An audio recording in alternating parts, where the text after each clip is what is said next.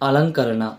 ఈ అలంకరణ విషయంలో ఏ అలంకరణతో అలంకరించబడుతున్నావో ఒక్కసారి పరీక్షించుకుందాం.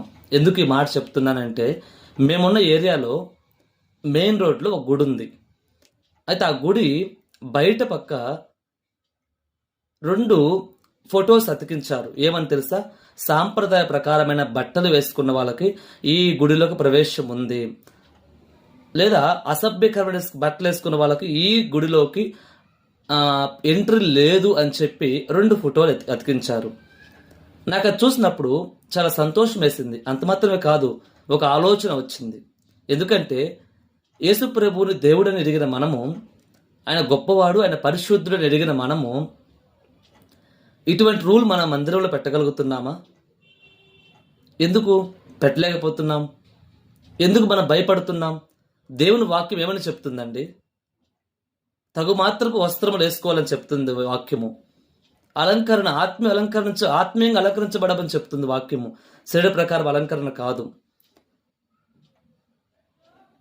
ఎదుటి వాళ్ళ మీదకి, అనుజనుల మీదకి మరి బుద్ధి చెప్తాం, ఖండిస్తామని చెప్తారు కదా, తొడలగొడుతూ వెళ్తాం కదా.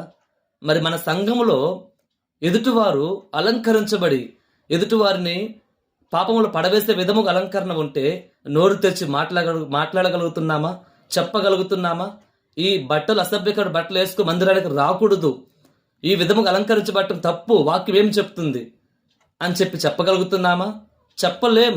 ఎందుకంటే వారు గొప్పవారు, డబ్బున్నవారు, సంఘ పెద్ద సేవకుల బిడ్డలు, సంఘ పెద్ద బిడ్డలు, సంఘ పెద్ద కుటుంబము, సేవకుల కుటుంబాలు ఆ విధంగా ఉంటే అలంకరించబడుతున్నప్పుడు ఏమి చెప్పగలం? మనం మాట్లాడగలం? అనేకమైన సంఘాల్లో ఈ విధమైన తంబూజు దేవత,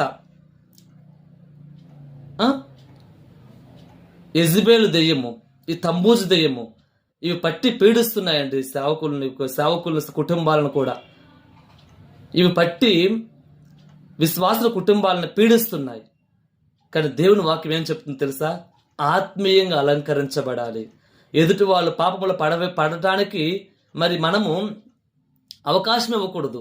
నాకు తెలిసిన ఒక సహోదరులు, ముస్లిం సహోదరుడు చెప్పిన మాట ఏంటంటే, వారి స్త్రీలు బయటికి వెళ్తున్నప్పుడు ఆ గుర్కా ఎందుకు వేసుకుంటారని అడిగితే వాళ్ళు అన్నారు, ఎదుటి వారు పాపములు పడకుండా అని అన్నారు. ఎంతటి చక్కటి మాట అండి! ఆ విధమైన విశ్వాసం మనలో ఉందా? ఒకసారి మనం పరీక్షించుకుందాం. దేవుని కృపను బట్టి దేవునితో కలిసి జీవించే అనుభవంలోకి వెళ్దాం.